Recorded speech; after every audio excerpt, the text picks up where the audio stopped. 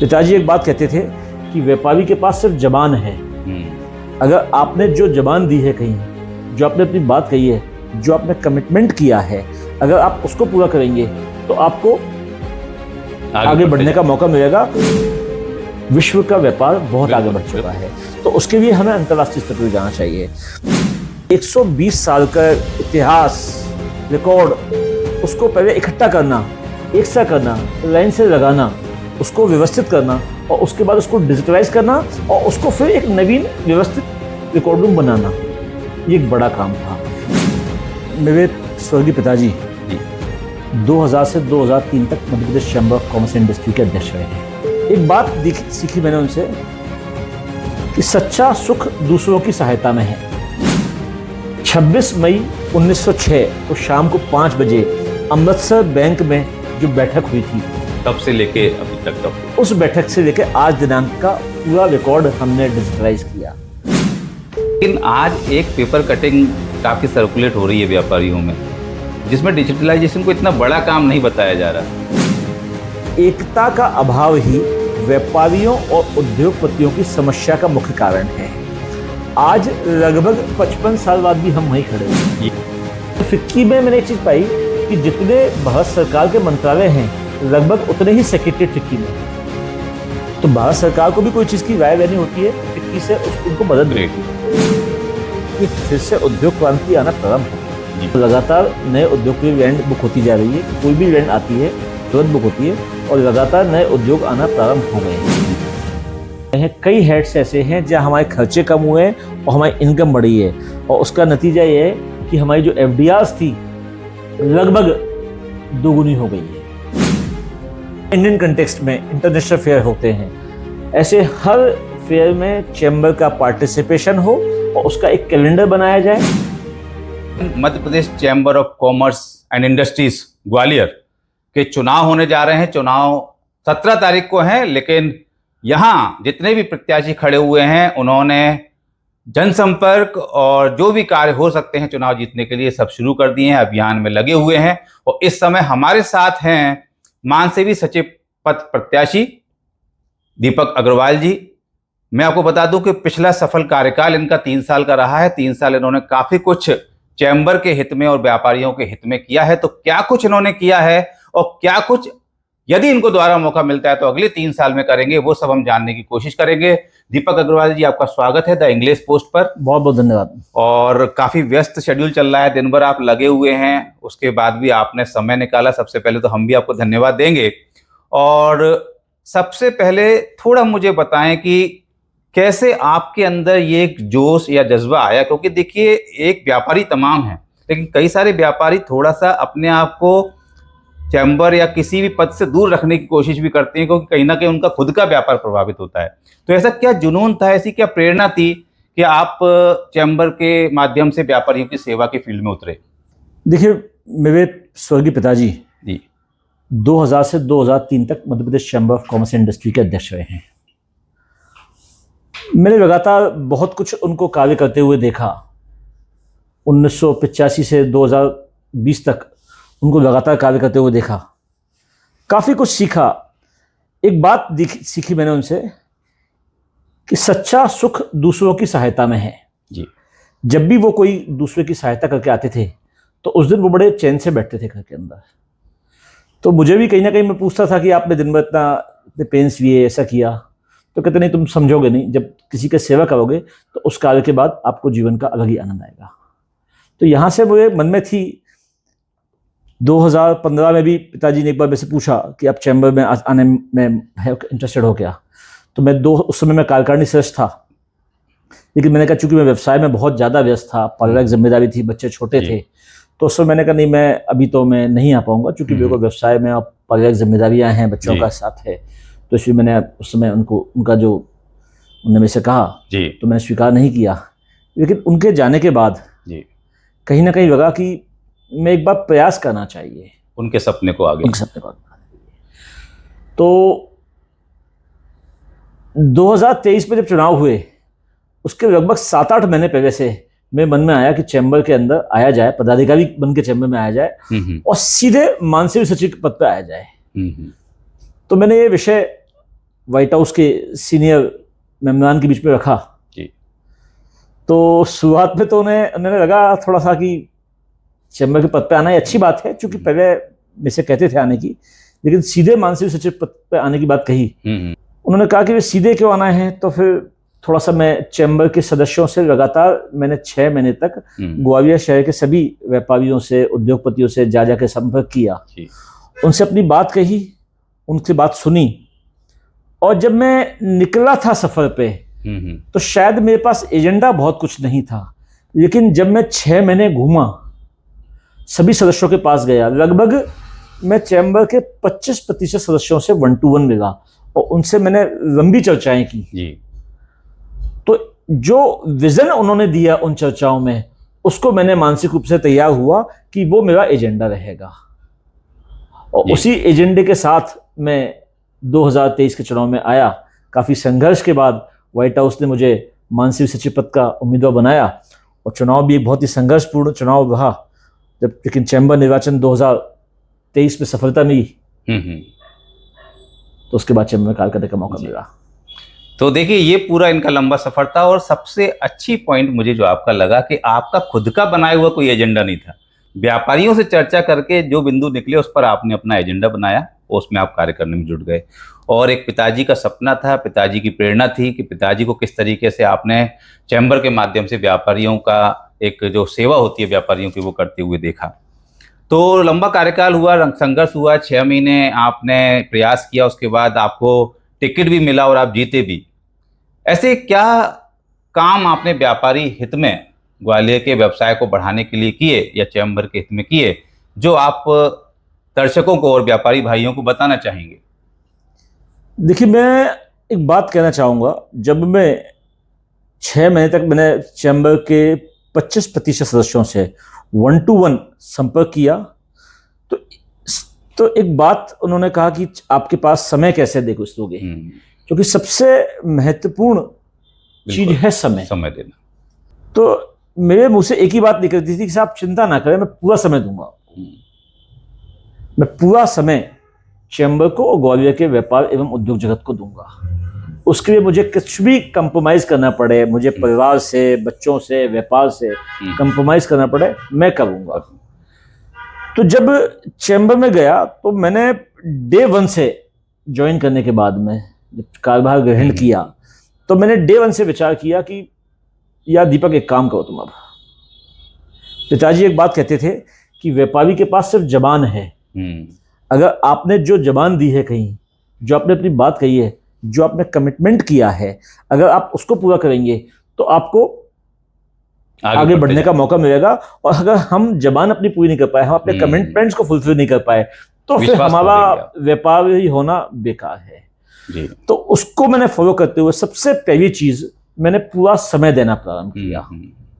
शुरू में कई जगह दिक्कतें भी आई, परिवार के साथ बहुत दिक्कतें आई, व्यापार के साथ बहुत दिक्कतें आई, तो मैंने कहा कि इसको कम भी किया जाए, कोई दिक्कत नहीं है। परिवार ने बहुत कोऑपरेट किया, मेरी वाइफ ने बहुत कोऑपरेट किया, मेरे दोनों बच्चों ने बहुत कोऑपरेट किया। मेरी बेटी का उस समय तक IIT खड़गपुर से कंप्यूटर साइंस का स्टार्ट हो चुका था, और बेटा उस टाइम 10th क्लास में था, तो वो भी IIT की तैयारी कर रहा था। उनने भी बहुत कंप्रोमाइज़ किया। जब उनको समझ में आया कि मैं एक जुनून मेरे अंदर है, उन्होंने जुनून देखा। लगातार जब मैं शाम के टाइम आता था तो परिवार में चर्चा होती थी, तो एक ही बात होती थी कि जुनून है, करो उसको, कोई बात नहीं, अच्छा काम करो, समाज के लिए अच्छा काम करो। तो उसके साथ जब समय दिया तो मैंने चैम्बर पूरा घूमा। और देखिए, ये बहुत बड़ी बात आपने बताई कि पद पे केवल आप रहे, लेकिन समर्पण पूरे परिवार का रहता है, क्योंकि पूरे परिवार को ही कुछ ना कुछ समर्पण, क्योंकि आप कहीं ना कहीं बच्चों का समय छोड़कर व्यापारियों के चिंता में लगे हुए थे। देखिए, मैं आपके चैनल के माध्यम से एक बात कहना चाहूंगा जी। मेरी बहुत बड़ी परीक्षा थी, लेकिन उसके बीच में उसकी एक ही चीज आई कि मेरा कमिटमेंट। मैंने कम से कम चैम्बर के 25% सदस्यों को स्पष्ट रूप से कमिटमेंट किया हुआ था कि मैं पूरा समय दूंगा। तो जब मुझे याद आता था कि मैंने 25% सदस्यों को कमिटमेंट किया हुआ है, तो मेरे को बड़ी मजबूती आई कि नहीं साहब, मेरे पास there is no other option. अगर मैंने अपना कमिटमेंट फुलफिल नहीं किया तो मैं शायद आंखें उठा के कभी किसी बात नहीं कर पाऊंगा। तो मैंने चैम्बर को घूमा, और उसमें बहुत सारे कार्य ऐसे देखे, चैम्बर ने निश्चित ही बहुत अच्छा काम किया। हमारा ऐतिहासिक चैम्बर है 1906 से। तो मैंने सबसे पहला चैम्बर का डिजिटलाइजेशन करने का, चूंकि जब मैं सदस्यों के पास गया तो बहुत सारी मांग आई थी। उनमें से एक मांग थी डिजिटलाइजेशन की थी, एक मांग थी नवीन भवन की, एक मांग थी कि चैम्बर पे सोलर सिस्टम होना चाहिए, एक मांग थी कि चैम्बर में और भी जो इंफ्रास्ट्रक्चर के डेवलपमेंट हैं, प्रॉपर मैनेजमेंट के हैं, एक मांग थी कि हमें आज के युग में बच्चों को या व्यापारियों को अंतर्राष्ट्रीय स्तर पे भी कुछ काम करना चाहिए, कुछ डेलीगेशंस बाहर भी जाने चाहिए, कुछ देश में भी जाने चाहिए, कुछ विदेश में भी जाने चाहिए। आज अगर हम बात करें तो बहुत आगे बढ़ चुका है, विश्व का व्यापार बहुत आगे बढ़ चुका है, तो उसके लिए हमें अंतर्राष्ट्रीय स्तर पर भी जाना चाहिए।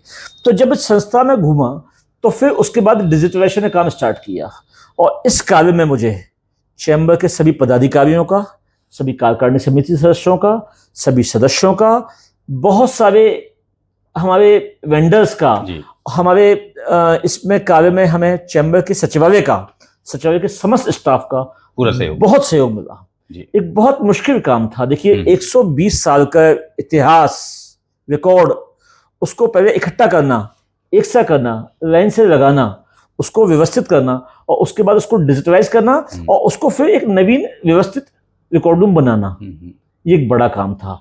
इस कार्य को लगभग 5 चरणों में कार्य चला और 1.5 साल इसमें लगा, और उसके बाद भी ये एक निरंतर प्रोसेस है। क्या हमने पाया डिजिटलाइजेशन से? हमने पाया हमारा स्वर्णिम इतिहास। 26 मई 1906 को शाम को 5 बजे अमृतसर बैंक में जो बैठक हुई थी, तब से लेके अभी तक का पूरा, उस बैठक से लेके आज दिनांक का पूरा रिकॉर्ड हमने डिजिटलाइज किया। हमने पूरी जितनी चैम्बर की बैठकें हुई हैं उनको डिजिटलाइज किया, जितनी प्रेस कटिंग है उनको डिजिटलाइज किया, जितने फोटोग्राफ्स हैं उनको डिजिटलाइज किया, जितनी प्रमुख स्पीच हैं उनको हमने डिजिटलाइज किया, जितने चैम्बर के प्रेस नोट्स के साथ में जितने चैम्बर के प्रकाशन हुए हैं। 1960 के दशक में चैम्बर की एक मैगजीन प्रारंभ हुई थी, मासिक पत्रिका, जिसको हमने डिजिटलाइज किया आज तक के। 1910 के बाद से चैम्बर की एनुअल रिपोर्ट्स बनना शुरू हुई थी 1910-11 की, तो उसमें उसको हमने पूरा आज तक के डिजिटलाइज किया। तो ये बहुत लंबा और जटिल प्रोसेस रहा, ऐसा आप मानते हैं? लेकिन आप जैसे, मैं थोड़ा सा बीच में रोकूंगा कि आपने जैसे बोला कि हमने पेपर कटिंग को भी डिजिटलाइज किया, लेकिन आज एक पेपर कटिंग काफी सर्कुलेट हो रही है व्यापारियों में, जिसमें डिजिटलाइजेशन को इतना बड़ा काम नहीं बताया जा रहा, लेकिन आप जो बता रहे हैं मुझे वो काफी जटिल प्रक्रिया लग रही है। देखिए मैं आपको बताना चाहूंगा इसमें कि जहां तक है कि चुनाव के टाइम में जो भी मुद्दे आते हैं, मैं तो चुनाव में सिर्फ एक ही बात करना चाहता हूं, क्योंकि मैंने बहुत ही वरिष्ठ जनों से चैम्बर की बातें सीखी हैं। मैंने चैम्बर के पूर्व अध्यक्ष बाबू दुर्गा प्रसाद मंडेविया जी को बहुत पढ़ा है, बहुत पढ़ा है मैंने उनको। काफी लंबे समय तक रहे, सबसे लंबा कार्यकाल उनका। वो एक बहुत ही हाई विजनरी व्यक्तित्व थे, दूरदर्शिता थी। उन्होंने 1970 में एक बात कही थी कि एकता का अभाव ही व्यापारियों और उद्योगपतियों की समस्या का मुख्य कारण है। आज लगभग 55 साल बाद भी हम वहीं खड़े हुए हैं। ये लाइन प्रासंगिक है, और आज ऐसा लग रहा है कि ग्वालियर में यदि उद्योग और व्यापार की हालत कहीं खस्ता है तो शायद व्यापारियों की एकता की कमी ही उसकी वजह है। बिल्कुल, आज हम व्यापारी और उद्योगपति एक होंगे तभी हम शासन प्रशासन से अपनी बात कर पाएंगे। और अगर ये चुनाव होते हैं, चुनाव के समय में कभी भी, जहां तक मेरी बात करें, मैं तो साहब एक बहुत ही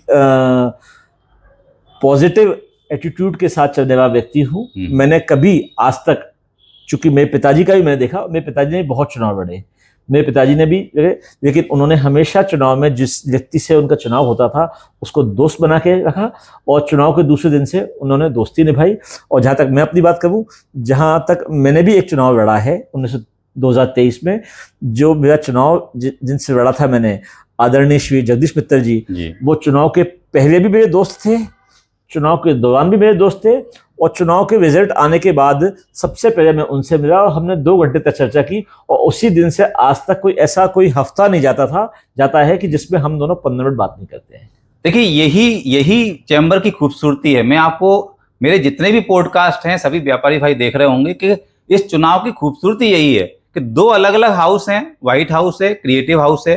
दीपक जी व्हाइट हाउस से जो है वो प्रत्याशी हैं, लेकिन चुनाव खत्म होने के बाद में सभी लोग समन्वय के साथ व्यापारियों के हित में कार्य करने में जुट जाते हैं और कहीं किसी तरह के गिले शिकवे नहीं होते। तो ये एक बहुत बड़ा एक पॉजिटिव और अच्छा सुखद अनुभव देखने को मिलता है चैम्बर में।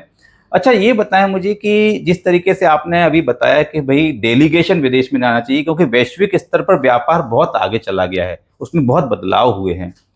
आप भी चीन गए थे यात्रा पर, तो ऐसा क्या आपने चीन में देखा जिसको आप यहाँ इम्प्लीमेंट करना चाहेंगे?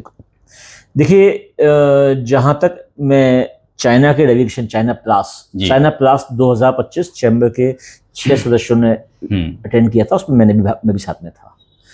तो हमने उसमें एक बात सीखी, जो आयोजन था चाइना प्लास वो 43 लाख स्क्वायर फीट में था। ग्रेट।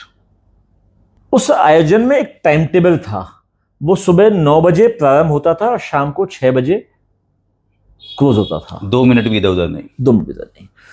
सबसे बड़ी बात, उस आयोजन में कोई उद्घाटन नहीं देखा हमने। अरे ग्रेट। उस आयोजन में हमने कोई माला नहीं देखी, उस आयोजन में हमने कोई अतिथि नहीं देखे। समय पे आयोजन स्टार्ट होता था और बहुत ही डिसिप्लिन तरीके से जितने भी इंटरनेशनल डेलीगेट्स थे, चाइना के डेलीगेट्स थे, और जितने भी विजिटर्स आए वहां पे, उन्होंने बहुत ही डिसिप्लिन के साथ एक एक चीज, वो फेयर था रबड़ और प्लास्टिक। जहां तक मेरी जानकारी है वो रबड़ और प्लास्टिक का वर्ल्ड का 2nd लार्जेस्ट फेयर था। ग्रेट। तो उस फेयर के अंदर रबड़ और प्लास्टिक में क्या क्या नए इनोवेशंस हो रहे हैं उसकी पूरी जानकारी हुई वहां पे जाके। और आज के समय में जब तक हम नए इनोवेशंस पे ध्यान नहीं देंगे, हम व्यापार में कॉम्पीट नहीं कर पाएंगे। बहुत आगे बढ़ चुका है व्यापार, बहुत नए मटेरियल्स आ चुके हैं, बहुत सारे नए रॉ मटेरियल्स आ गए हैं उसमें। और इसके साथ ही जब वहां पे गए तो बहुत एडवांस टेक्नोलॉजी आई है जिसमें कि कम खर्चे में, कम लागत में अच्छा उत्पाद बना सकते हैं। और जहां तक जो आपसे बात की इंटरनेशनल की, तो मैं इस बार इस एजेंडे के साथ चैम्बर में आ रहा हूं कि पहली बार हमने इंटरनेशनल जाने की बात कही थी, तो हमने देश और विदेश में जो विजिट की बात कही थी, तो इस 2023-26 का कार्यकाल में हमने 2 बाहर की विजिट रखी थी। एक 9 सदस्यीय डेलीगेशन सोलर इंडस्ट्री का अध्ययन करने के लिए गुजरात गया। वहां हमने सोलर मैन्युफैक्चर यूनिट की विजिट की, साथ ही जिस उद्योग में सोलर लगा हुआ है उनसे विजिट की और उनसे बहुत बारीकी को समझा। तो हमने समझा तो ये पाया कि सोलर में मात्र 3 साल के अंदर जो उद्योग हैं वो 3 साल के अंदर उनका सोलर का पूरा रिटर्न वापस आ जाता है, इन्वेस्टमेंट पूरा निकल जाता है। जैसे किसी ने सोलर लगाया 100 किलोवाट का, उनका इन्वेस्टमेंट से आया लगभग 30 लाख रुपए। तो वो 30 लाख रुपए का वो 3 साल के अंदर उनको रिकवरी हो जाती है। उसके बाद वो लगातार फ्री में बिजली जलाते हैं। ग्रेट। तो ये जब गुजरात में हमने की तो हमारी इंडस्ट्रियों से बात हुई, गुजरात के उद्योगपतियों से बात हुई, तो उन्होंने कहा हम तो 8-9 साल पहले लगा चुके हैं इसको, कोई नहीं सिर्फ 5 साल पहले लगा चुके। तो आज जहां एक तरफ उनको बिजली का कोई खर्चा ही नहीं है, या बिजली खर्चा उनका 25% या 30% रह गया, और वहीं हमारा जो नया इकाई आएगी मध्य प्रदेश में है तो वो 100% खर्चे दे रही है। तो हम कैसे कंपटीशन कर पाएंगे उनसे? देखिए, आज के टाइम में एक सूत्र है, कंपटीशन शुड बी फेयर।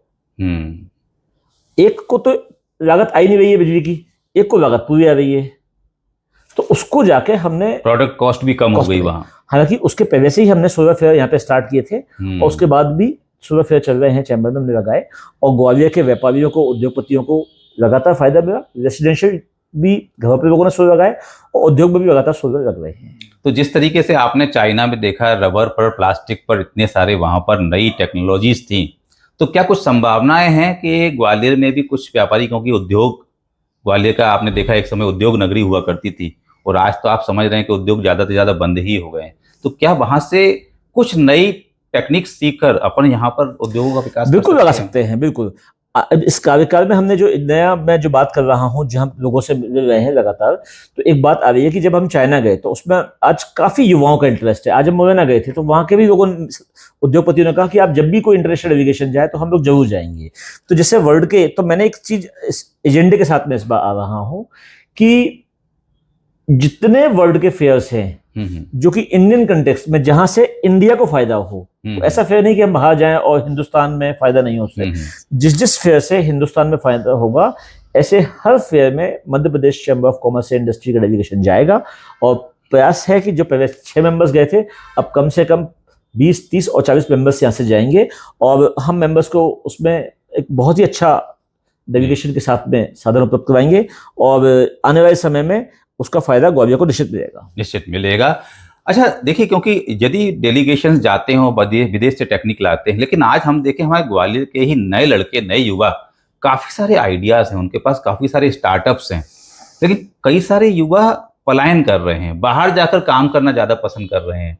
क्या कारण है कि ग्वालियर में युवा उतना काम करना नहीं चाह रहे हैं? जितने भी एंटरप्रेन्योर्स आप देखें तो मूवमेंट उनका बहुत है, उनको रोकने के लिए क्या? देखिए, इसका हमने लगातार सरकार से मांग की है और हमें इसमें अपनी असफलता को कहीं ना कहीं स्वीकार करने में कोई दिक्कत नहीं है जी। देखिए, मैं आपको एक बात तो बताऊं कि जो डिजिटलाइजेशन किया, तो ना सिर्फ डिजिटलाइजेशन किया है, मैंने 1906 से लेकर 1910 तक जो चैम्बर ने किया हर चीज को पढ़ा है। 2 से लेकर 2,500 कागजात पढ़े हैं उसमें 1906 से लेकर 10 तक। तो उसमें बहुत सारी चीजें सीखी है उनसे। एक्चुअली हिस्ट्री पढ़ते ही इसलिए हैं। देखिए, हिस्ट्री में अच्छा क्या हुआ, हमारा गोल्डन इतिहास रहा है। जैसे मैं आपसे बात करूं कि चैम्बर में हमने क्या डिजिटलाइजेशन में क्या सीखा, तो 1906 से 10 तक का पढ़ा है। उसमें ये सीखा कि हमारे जो तब के चैम्बर के सदस्य थे वो किसी भी बात को टालते नहीं थे। आज किसी मुद्दे पे चर्चा हुई है तो ये नहीं है कि वो दूसरी बैठक 10 दिन बाद या 15 दिन बाद होगी, नहीं। आज जो बैठक हुई है उसकी बैठक कल कंफर्म होती थी। अगर 7 जुलाई को बैठक हुई है उसमें जो रह गया, निर्णय लिए गए वो करने ही वो है, 8 को करना है उसमें। इसी प्रकार से जो मैंने आपसे कहा कि जैसे इसमें हम बच्चों का पलायन नहीं रोक पाए अभी, तो वो अपनी असफलता को भी स्वीकार करते थे। एक 31 जुलाई 1910 को एक चैम्बर की बहुत बड़ी बैठक हुई थी टाउन हॉल में। उस समय चैम्बर के मेंबर्स बहुत कम थे, तो हमारे सदस्यों ने उसमें खुले मंच से चैम्बर के तत्कालीन सचिव महोदय ने मंच से स्वीकार किया कि चैम्बर जिस उद्देश्य के लिए स्थापित हुआ था वो पूर्ति नहीं कर पाए। तो उसमें उन्होंने अपनी बात कही कि हमें सभी मेंबरान को, सदस्यों को जोड़ना था, व्यापारियों को, हम उसको जोड़ने में असफल रहे। उन्होंने स्वीकार किया था। हालांकि अच्छी बात यह है कि उस दिन इमीडिएट लगभग 50 सदस्यों ने अपनी चैम्बर में सदस्यता लेना की इच्छा जताई थी। तो एक चीज उनसे सीखी। एक बात उनसे और सीखी कि वो नियमों का बहुत कड़ाई से पालन करते थे।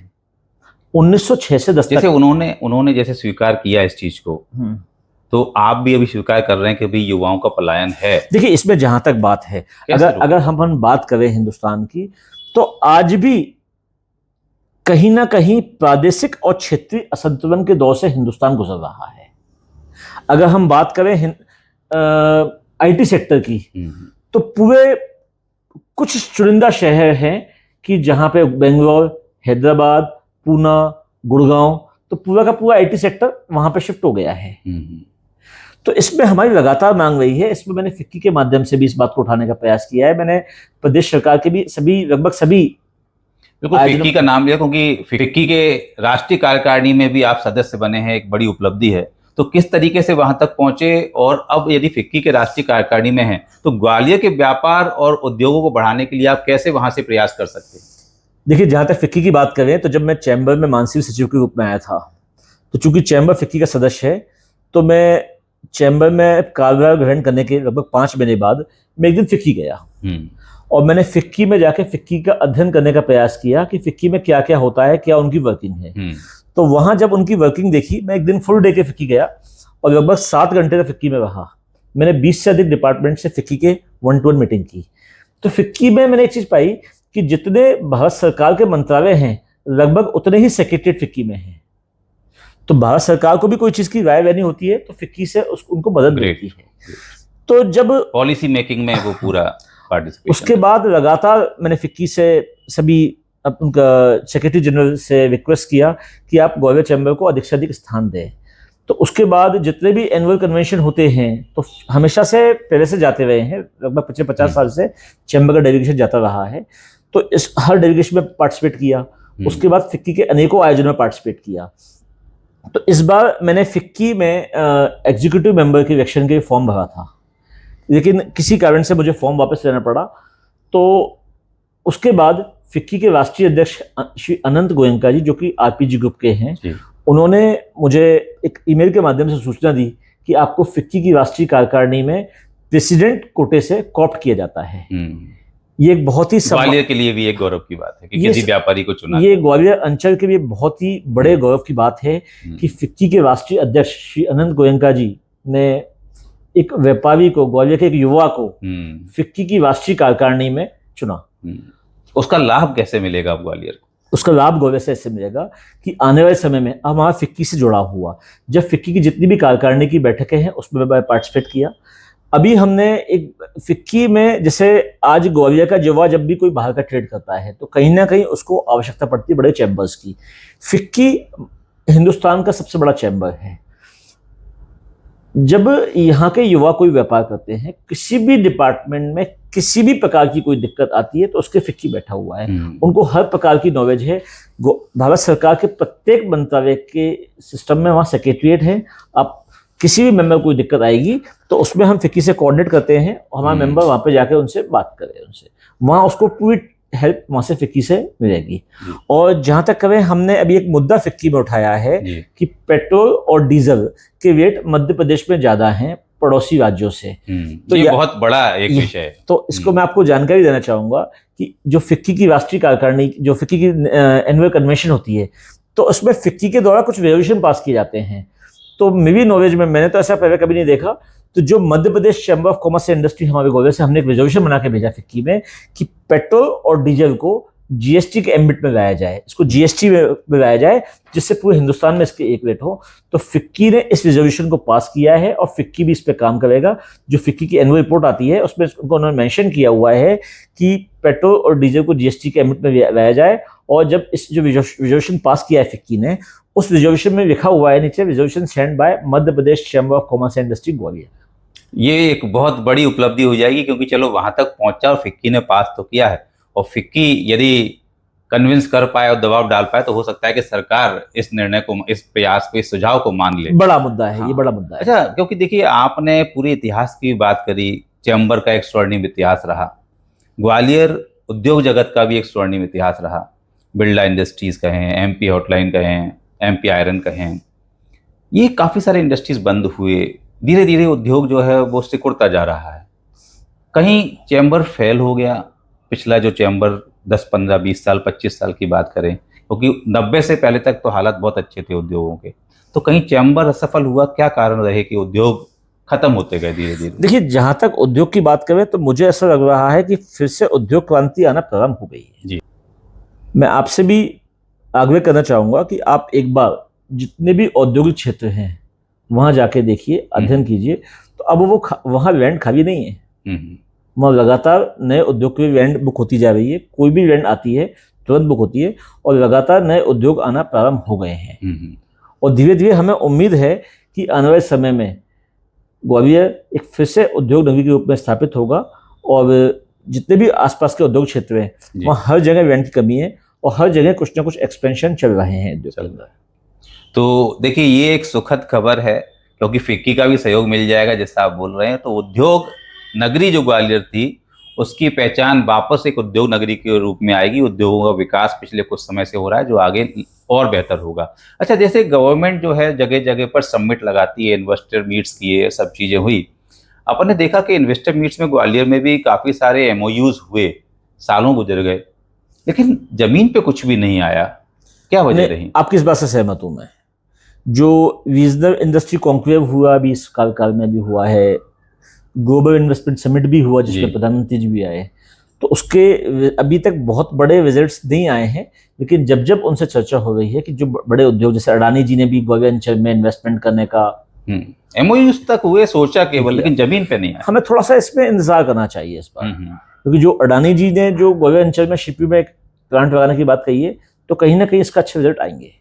लेकिन समय बहुत लंबा लग रहा है और MOUs तो बहुत थे, कहीं कुछ कमी है, मतलब क्या कहेंगे आप? मुझे ऐसा लग रहा है कहीं ना कहीं सरकार को भी इस विषय पे चिंता करने की आवश्यकता है जी।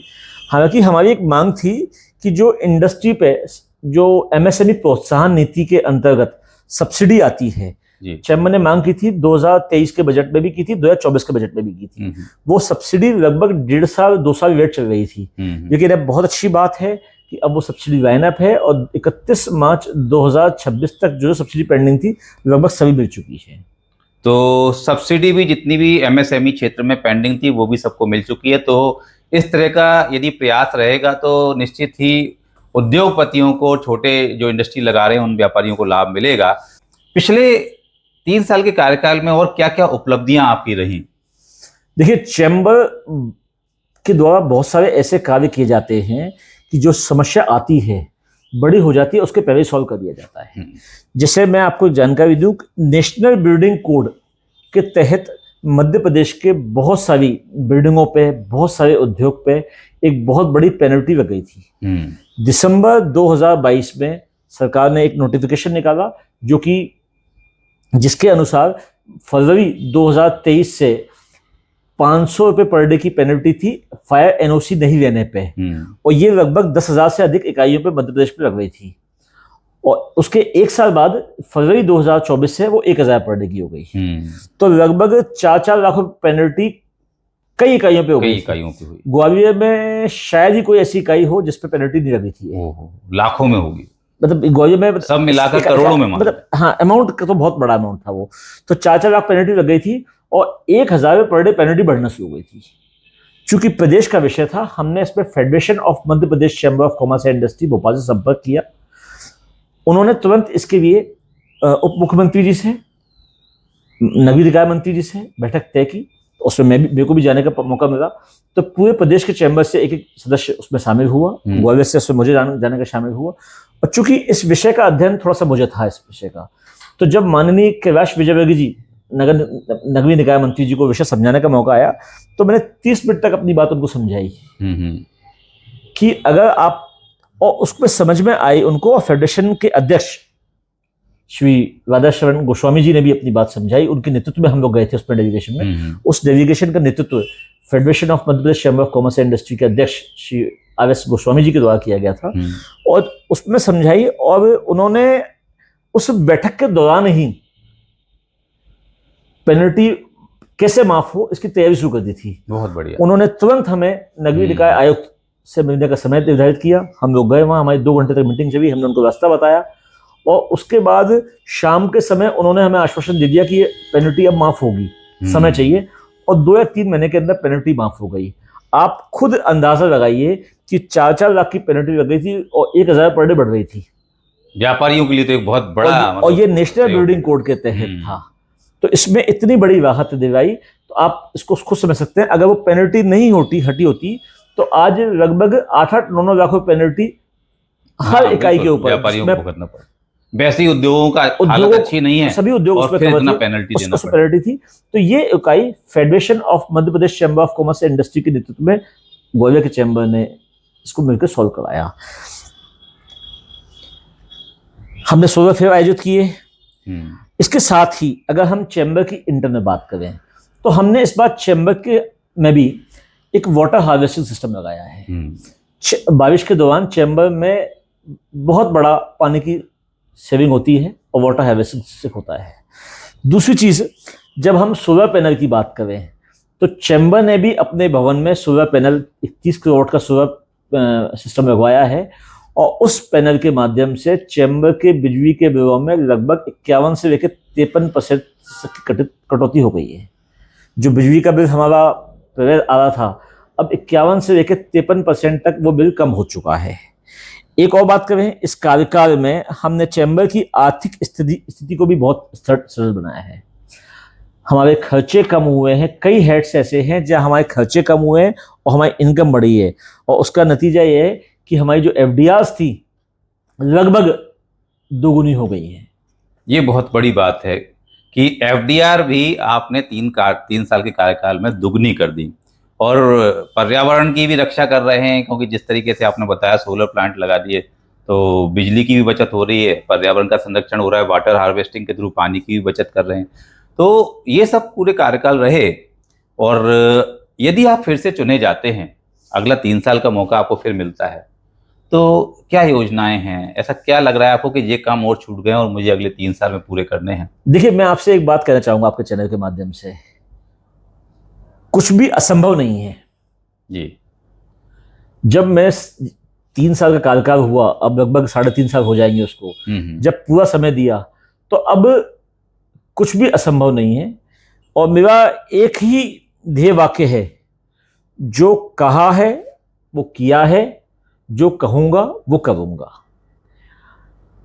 अगर अपन आने वाले समय की बात करें तो जहां इस कार्यकाल में हमने नई वेबसाइट बनाई चैम्बर की, ऑनलाइन पेमेंट सिस्टम चैम्बर के अंदर हम लोगों ने स्टार्ट कराया है, चैम्बर का नया सॉफ्टवेयर बना है, चैम्बर का अब हमारा अगला टारगेट है चैम्बर का नया ऐप।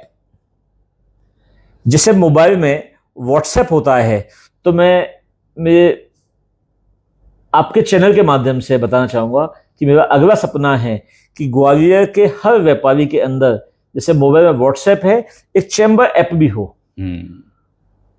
उसको कोई भी समस्या चैम्बर में भेजना हो तो उसको चैम्बर बिना आए भी वो सिर्फ अपने मोबाइल में ऐप पर डाल दे तो उस पर कार्य शुरू हो जाएगा। कुछ और भी प्लानिंग है उसमें। कई बार व्यापारियों को बड़ी घटना दुर्घटना भी होती है, कोई समस्याएं भी आती है, तो इसके भी ऐप में प्रावधान करने का एक मन है कि उसमें ऐप में कोई ऐसा सिस्टम भी हो कि उसमें एक मार्क बटन दबा दिया जाए तो तुरंत अलर्ट मोड पे चैम्बर आए, वो अंतरराष्ट्रीय डेलीगेशन जाए इंटरनेशनल लेवल पे। और साथ ही चैम्बर के जो इंडियन कंटेक्स्ट में इंटरनेशनल फेयर होते हैं, ऐसे हर फेयर में चैम्बर का पार्टिसिपेशन हो और उसका एक कैलेंडर बनाया जाए। इसके साथ ही एक चैम्बर का स्ट्रॉन्ग और एक्टिव लीगल सेल हो। लीगल सेल, कई बार क्या होता है कि बहुत सारी समस्याएं होती हैं, एक आम व्यापारी सरकार के पास जाता है तो उसका निराकरण नहीं हो पाता है, और हमें साफ साफ दिख रहा होता है कि ये कानून के विपरीत कार्य है या इसमें हमें जुडिशरी से या कोई लीगल सेल से मदद हो। तो इसके लिए एक चैम्बर का स्ट्रॉन्ग और एक्टिव लीगल सेल। आपके चैनल के माध्यम से एक बात और कहना चाहूंगा कि अभी चूंकि चुनाव का समय चल रहा है, हम समय समय पे अपने चैम्बर के सम्मानित सदस्यों से मिल रहे हैं, उनसे जो भी राय आ रही है मैं प्रत्येक राय को नोट कर रहा हूं अपने पास। उनके जो भी ओपिनियंस आ रहे हैं, विचार आ रहे हैं, उनको नोट कर रहा हूं और उनमें से मैक्सिमम को अपने आगामी 3 साल में इंप्लीमेंट करने का, उनके सुझाव से ही एजेंडा बनाएंगे। उनके सुझाव से एजेंडा। देखिए, हमारा चैम्बर, मैं मानता हूं चैम्बर की एक, चूंकि मैं एक मैनेजमेंट का स्टूडेंट रहा हूं, मैंने जीवाजी यूनिवर्सिटी से एमबीए किया हुआ है, और साथ ही मैंने अपने जीवन के 12 दिन आईआईएम लखनऊ में गुजारे हैं इवेंट्स के दौरान। तो उन 12 दिनों में बहुत कुछ सीखा है। तो मैं मानता हूं कि चैम्बर की हमें व्यापारियों के बीच में इसको एक, मैंने जो अपनी मैनेजमेंट की शिक्षा है किसी भी कार्य को करने के लिए, उस शिक्षा का पूरा प्रयोग किया है मैंने अपने जीवन में, और चैम्बर के इस 3 साल में भी किया है। और जहां तक अभी भी मैं आपसे, आपके चैनल के माध्यम से कहना चाहूंगा कि जितना समय मैंने इस बार दिया है, जितना प्रोडक्टिव समय इस बार दिया है, उससे अधिक समय अगले कार्यकाल में दूंगा। और चुनाव के दौरान भी जो सुझाव आ रहे हैं उन पे अमल किया जाएगा, और उसके बाद भी जब नई टीम बनेगी, जो सुझाव आएंगे और सभी पदाधिकारियों के द्वारा जो सुझाव आएंगे, सभी कार्यकारिणी समिति सदस्यों के द्वारा सुझाव आएंगे, उन सभी के साथ बेहतरीन तालमेल के साथ कार्य करते हुए इस कार्यकाल को आगे बढ़ाया जाएगा। इस कार्यकाल में भी हमें समय समय पे सभी कार्यकारिणी समिति सदस्य, सभी पदाधिकारियों के द्वारा जो सुझाव मिले हैं, उस कार्य पे चैम्बर ने कार्य किया है। तो देखिए, ये हैं दीपक अग्रवाल जी, जो निवर्तमान महासेवी सचिव भी हैं और अभी फिर से जो है महासेवी सचिव पद प्रत्याशी हैं। और सबसे अच्छी बात जो निकल कर आ रही है, देखिए कि पिछले कार्यकाल में भी इनका खुद का कुछ एजेंडा नहीं था, जो इनको सुझाव मिले उन्हीं को इन्होंने अपना एजेंडा बना लिया, और अभी भी व्यापारी भाइयों के बीच में जा रहे हैं और उनके बीच में जो सुझाव मिल रहे हैं उन्हीं से एजेंडा बनाकर और आगे व्यापारियों के हित में काम करने की इनको जो है वो एक जुनून है। और जो भी कुछ उन्होंने आगे वाले समय में अपने कार्य बताए हैं, हम उम्मीद करते हैं कि इनको मौका मिलेगा और ये व्यापारियों के हित में ये सब कार्य कर पाएंगे। तो जो भी कुछ विचार और सुझाव यहाँ दीपक अग्रवाल जी ने हमारे चैनल के माध्यम से रखे हैं, हमारे दर्शकों की उसके बारे में क्या राय है कमेंट करके जरूर बताइए। और चैम्बर के चुनाव से संबंधित आगे की और भी अपडेट्स देखने के लिए बने रहिए द इंग्लिश पोस्ट के साथ।